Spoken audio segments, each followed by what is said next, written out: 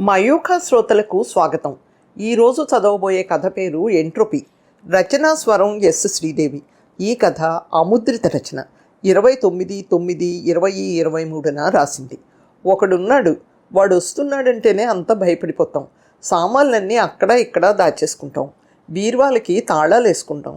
ఒంటింటికి తలుపులు లేకపోవడంతో ఇంట్లో మహాయుద్ధాలు అయిపోతుంటాయి. స్వతంత్రంగా చెంచాలు, గిన్నెలు, గరిటెలు అన్నీ తెచ్చేసుకుంటాడు. కిచెన్ ప్లాట్ఫామ్ మీదవి అందకపోతే మాడ్యులర్ కిచెన్ డ్రాలో కాళ్ళు పెట్టి ఎక్కి తెచ్చేసుకుంటాడు. స్వతంత్రంగా ఫ్రిడ్జ్ తెరిచి చాక్లెట్ల కోసం వెతుక్కుంటాడు. ఫ్రిడ్జ్ తాళం వేసి ఉంటే బాలభీముళ్ళ దాన్ని ఊపేస్తాడు. క్రేయాన్ తీసుకుని గోడల మీద ఆధునిక చిత్రకళని ప్రదర్శిస్తాడు. అడ్డగీత గీసి 2 చుక్కలు పెట్టి అది చేప అంటే మనం ఒప్పుకుని తీరాల్సిందే. నిలువు గీత గీసి ఇంకో 2 చుక్కలో గీతలో పెట్టి అది తనేనన్నా సరే అనాల్సిందే. అంత జబర్దస్తి. వాడికి ఏ అక్షరం రాయడం రాదు. ఏబిసిడీలు రాయమంటే కళ్ళు మూసుకోమని ఏడుస్తాడు. కళ్ళు మూసుకుంటే వి రాసి బొజ్జలో గీత గీసి పలక తిప్పేసి మనకు చూపిస్తాడనమాట. వాడికి లా పలకడం రాదు. స్నేహితుల పేర్లు చెప్పమంటే బానా, బాను అంటాడు. బాల, బాలు అని మనం తెలుసుకోవాలి. వంట చేస్తుంటే మినీ స్టూల్ తెచ్చుకుని వచ్చేసి పక్కన నిలబడి నేను కూరలో ఉప్పేస్తుంటే తను వేస్తానంటాడు. చెయ్యి కాలింది, అబ్బా ఉఫ్ ఉఫ్ అంటే నిజం అనుకుని స్టూల్ తీసుకుని దూరంగా పారిపోతాడు. ఎత్తైన అలమార ముందు నిలబడి లిఫ్ట్ మీ అని చేతులు అందిస్తాడు. వాడికి అందకూడదని పైన ఎక్కడో దాచుకున్న వస్తువులు వాడిని ఎత్తుకుంటే తనే తీసుకుంటాడనమాట. ఓటమి అసలే ఒప్పుకోడు. క్యారం బోర్డు మీద 2 రెడ్లు ఉండాల్సిందే. వాడున్నన్ని రోజులు టీవీలో పిగ్గులు తప్ప మరేమీ కనిపించవు. వాడు పిగ్లా అని వినిపిస్తే మనం నవ్వాలన్నమాట. వాడు వచ్చి వెళ్ళాక ఏది వెనకట్లా ఉండదు. సగం వస్తువులు చాలా రోజులు కనపడవు. మనసు ఒక సగం ఖాళీ అయిపోతుంది. మరో సగం వాడి అల్లరి జ్ఞాపకాలతో నిండిపోతుంది. అమ్మ, తేజు అల్లరి భరించలేకపోతున్నాను. ఇల్లంతా తిరిగేస్తున్నాడు, చక్కబెట్టేస్తున్నాడు. అందకుండా ఎంత ఎత్తును పెట్టినా లాగి కింద పారేస్తున్నాడు. 24 గంటలు వీడితోనే సరిపోతుంది.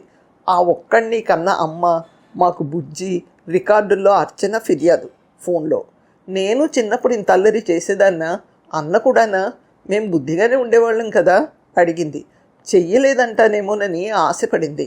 అలాగాని జవాబిస్తే వాణ్ణి మరి కాస్త తిట్టడానికి, తను ఇంకెంత కష్టపడుతుందో చెప్పడానికి ఏదైనా సాకు దొరుకుతుందేమోనని వెతుక్కుంది. అబ్బా, అంత బుద్ధిమంతులేం కాదు మీరిద్దరూ. నీకు వీడొక్కడే. మన ఇంట్లోనైతే నువ్వు అన్నా కలిసి చేసేవారు అల్లరి. నేను భరించలేకపోయేదాన్ని అన్నాను. తనని ఓడించేశాను. నీ చిన్నప్పుడు నువ్వు చేసేదానివా? ఇంకో ప్రశ్న. అల్లరేమీ చేసేవాళ్ళం కాదు. కాంపౌండ్లో 6 వాటాలు ఉండేవి. మొత్తం 10 మంది పిల్లలు ఉండేవాళ్ళం. మేము, మిగతా అద్దెలకు ఉండే వాళ్ళ పిల్లలు అందరూ కలిసి ఆడుకునేవాళ్ళం. వేళకి మమ్మల్ని వెతుక్కుని తీసుకెళ్ళి అన్నం పెట్టి పంపించేది అమ్మమ్మ. పెద్దగా అరుపులు కేకలు పెడితే మాత్రం ఆపండేమీ అల్లరి అని పెద్దవాళ్ళు వచ్చి కోప్పడేవాళ్ళు అన్నాను. అలా వదిలేసేవాళ్ళ? ఏమీ జరిగేది కాదా? ఆశ్చర్యం తన గొంతులో. ఏం జరుగుతుంది? ఎప్పుడైనా దెబ్బలాడుకుని కొట్టుకునేవాళ్ళం. మా అరుపులు ఏడుపులు విని పెద్దవాళ్ళు ఎవరో వచ్చి విడిపించేవారు. పరుగులు పెడుతూ కింద పడేవాళ్ళం. ఇంత బెల్లం ముక్కో ఏదో చేతిలో పెట్టి ఓదార్చేవారు అన్నాను. అంతేనా? ఇంకేదో తెలుసుకోవాలనే తపన తనలో. ఇంకేముంటుంది? ఎప్పుడైనా పెద్దవాళ్ళ మధ్య నీళ్ల పంపు దగ్గరో తుడుపుల దగ్గరో కొంచెం గొడవలు అయ్యేవి.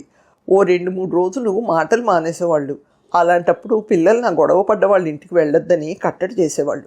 మేమెక్కడ అవుతాం? చూసే చూడనట్లు వదిలేసేవారు అన్నాను. కాదమ్మా, ఇళ్లల్లో పెద్దవాళ్ళు ముసలివాళ్ళు ఉంటారు కదా అంది. ఉంటే అడిగాను. నీకు అసలు ఏమీ తెలియవా? విసుక్కుంది. నిజంగానే తను దేని గురించి అడుగుతోందో అర్థం కాలేదు. ఇక్కడ మా కింద ఫ్లోర్లో ఒక పెద్ద ఆయన ఉంటారు. ఆయన అని ఇబ్బందిగా ఆగిపోయింది. ఆయన రెట్టించాను. 10 ఏళ్ల పాపని మాలిస్ చేశాడు. చాలా గొడవ అయిపోయింది. పోలీస్ కేసు పెట్టారు. తర్వాత ఇల్లు ఖాళీ చేసి వెళ్ళిపోయాడు అంది. అలాంటివి మీ చిన్నప్పుడు జరిగేవి కాదా? నాకు జుగుప్స లాంటిది కలిగింది. మా చిన్నప్పుడు అలాంటివి మాకు తెలీదు.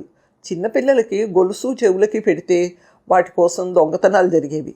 అది అరుదుగా, 100కో 1 ఒకసారి.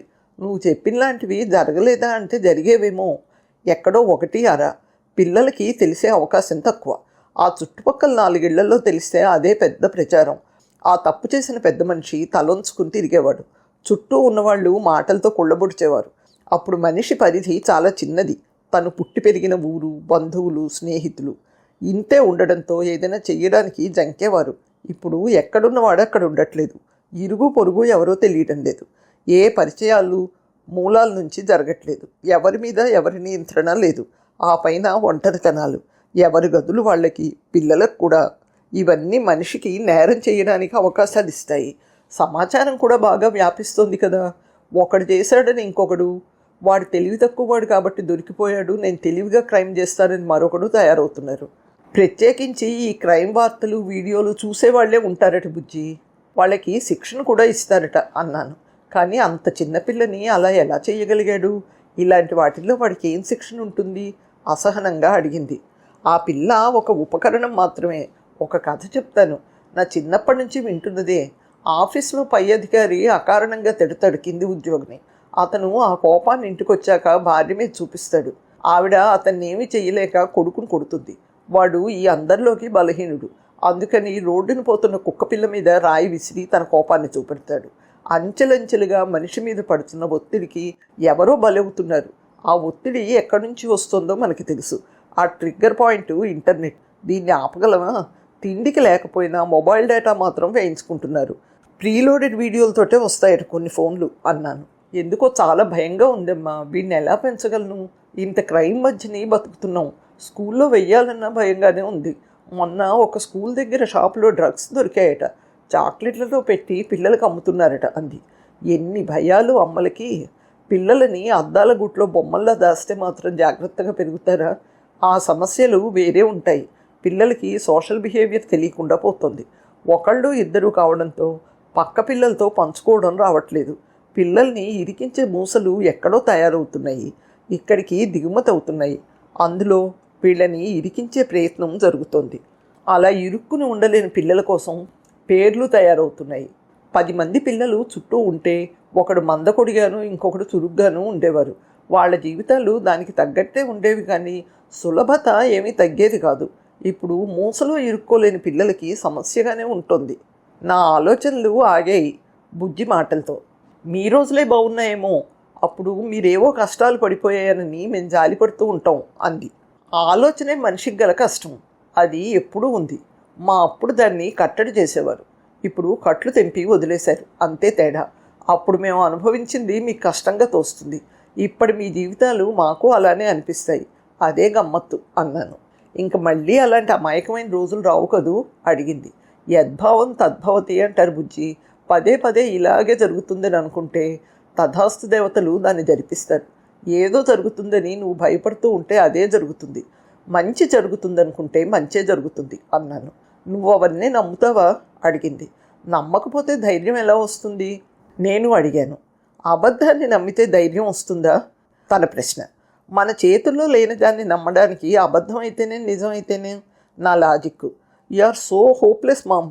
పొద్దున్న లేస్తే చుట్టూ చూస్తున్నవన్నీ ఎంతో భయాన్ని కలిగిస్తాయి. వీడిని స్కూల్కి పంపిస్తే ఎలాంటి జాగ్రత్తలు తీసుకోవాలా అని ఆలోచిస్తుంటాం. ఏ ఛానల్ పెట్టినా ఇవే వార్తలు. నువ్వు అసలు టీవీయే చూడవు ఆరోపించింది. వీటిని నువ్వు నియంత్రించగలవా? లేదు కదా. నేరాన్ని హెడ్లైట్స్లో పెట్టి 25 ఛానల్స్లో రోజంతా తిప్పి తిప్పి చూపిస్తున్నారు. అవసరం అది చూడడం? ఆ నేరస్తుడిని పోలీసులు ఎంత వేగంగా పట్టుకున్నది, కోర్టులు ఎంత వేగంగా విచారణ చేసి శిక్ష వేసింది కదా చూపించాల్సింది. నా వరకు అవి వైఫల్యగాథలే. ఒక మనిషి సామాజికంగా, ఒక సమాజం వ్యవస్థాపరంగా విఫలమైన కథలు కావు అవి అని. అవి నాకు సంతోషం ఇవ్వవు. నాకు సంతోషం కలిగించనివి ఏవి నేను చూడను. టీవీ వార్తలు, సోషల్ మీడియా ఏవి. నువ్వు కూడా మానేయి, చాలా సంతోషంగా ఉంటావు చెప్పాను. మా ఇద్దరికీ మధ్య తరచుగా జరిగే వాదనే ఇది. ఇప్పుడు తన చుట్టూ జరిగిన సంఘటనలకి బాగా వ్యాకులత చెంది ఉందేమో కాస్త ఎక్కువ వాదించింది. సమాజంలో మార్పు వచ్చింది. చాలామంది దేవుణ్ణి నమ్మట్లేదు. దేవుడంటే మనిషి నిస్సహాయత మొదలయ్యే క్షితిజ రేఖ అని ఒప్పుకోవడానికి అహం అడ్డొస్తుంది. పాపభీతి లేదు. ప్రతిదానికి లాజిక్ చెప్తున్నారు. ఇందుకు నా కూతురు మినహాయింపు కాదు. Ignorance is a bless. అప్పుడు ఇప్పుడు మనిషిని సంతోషంగా నిరంధిగా ఉంచేది ఏమీ తెలియతనమే. ఇది నా ఆలోచన, అభిప్రాయం. వాడు మళ్ళీ వచ్చాడు. మళ్ళీ వస్తూనే ఉన్నాడు. దేశంలో కరోనా ఉన్న 2 ఏళ్ళు జీవితం వాడి నుంచి తప్పించుకుపోయిందని అనిపిస్తుంది ఒక్కొక్కసారి. వాడి మీద చాలా ప్రభావం చూపించింది. ప్రపంచం ఏమిటో తెలిసిన మేము సమాజానికి దూరంగా ఉండటానికి, తెలియాల్సిన వయసులో వాడు దూరంగా ఉండడానికి చాలా తేడా ఉంది. ఇంట్లో మా అందరి మధ్యనే ఉన్నంత సౌకర్యంగా నలుగురిలోకి వెళ్ళినప్పుడు ఉండడు. ఆయన బ్లూ జీన్స్ మీద రెడ్ టీషర్ట్ వేసుకుంటే వాడి అందానికి ఫిదా అవ్వాల్సిందే. దుబ్బులా పెరిగే ఉంగరాల జుత్తు అదనపు ఆకర్షణ. క్యారమ్ కాయిన్స్ డబ్బాలో 2 రెడ్ కాయిన్స్ చూసి ఒకటే నవ్వు. స్టూల్ ఏది అక్కర్లేకుండానే కిచెన్ ప్లాట్ఫామ్ ముందు నిలబడి నాకు శాండ్విచ్లు చేసిస్తున్నాడు. ఏ రాయడం వచ్చిందా ఇప్పటికైనా అని దబాయిస్తాను. అందంగా నవ్వుతాడు. ఏవో పాటలు పాడుతున్నాడు, ఏవో స్టెప్స్ వేస్తున్నాడు. స్కూల్కి వెళ్తున్నాడు. బాగా కోపం వచ్చినప్పుడు 1-2 ఊత పదాలు వాడతాడు. తప్పని చెప్తాను, తడబడతాడు, సరిదిద్దుకుంటాడు. ఎంతకాలం ఇలా హోల్డ్ చేయగలం అంటుంది నా కూతురు. నిజమే, ఇంట్లో మంచి మనం నేర్పిస్తే బయటికి వెళ్ళాక చెడుకి మంచికి ఉండే తేడా వాళ్ళే తెలుసుకుంటారు అనేది మా అమ్మ. తేడా కనిపించడానికి మంచి అనేదాన్ని కలికం వేసి పట్టుకోవాల్సి వస్తుంది. ప్రపంచాన్ని ఇప్పుడు భయాలు, జాగ్రత్తలు, ఆకాంక్షలు కాకుండా ఉద్వేగాలు, వైఫల్యాలు, నిస్పృహలు నిర్మిస్తున్నాయి. మన ఇంట్లోలా మేము పెరిగినట్టు మృదువుగా పెరిగితే సరిపోవట్లేదు. స్కూల్ బస్సుల్లో గొడవలు, రాజకీయాలు, గుంపులు, కొట్లాట్లు. చిన్న క్లాసుల్లో ఉన్నప్పుడు ఒక్కో రోజు బస్సులోంచి ఏడుస్తూ దిగేవాడు. ఇప్పుడు అలా ఏడవట్లేదు, కానీ వాడి ముఖంలో కోపాన్ని స్పష్టంగా చూస్తున్నాను. ఏది చెప్పడు. పెద్ద అయిపోతున్నాడా? వాడి ఇప్పటి వర్తమానం కన్నా బాల్యపు జ్ఞాపకాలే ఎక్కువ ఆనందాన్ని ఇస్తున్నాయి. అప్పుడేమిటో వాడు పడిపోతాడేమో, దెబ్బలు తగిలించుకుంటాడేమో అనే భయం ఒకటే ఉండేది. లేవదీయగలమనే ధైర్యం కూడా ఉండేది. ఇప్పుడు పడితే మరి ఇంక లేవదీయలేమేమోనని ఒకటే భయం అంటుంది బుజ్జి. ఒక స్థితి. అక్కడి నుంచి ముందుకెళ్తే మళ్ళీ వెనక్కి రాలేమని తెలుసు. అయినా కదులుతూనే ఉంటాం.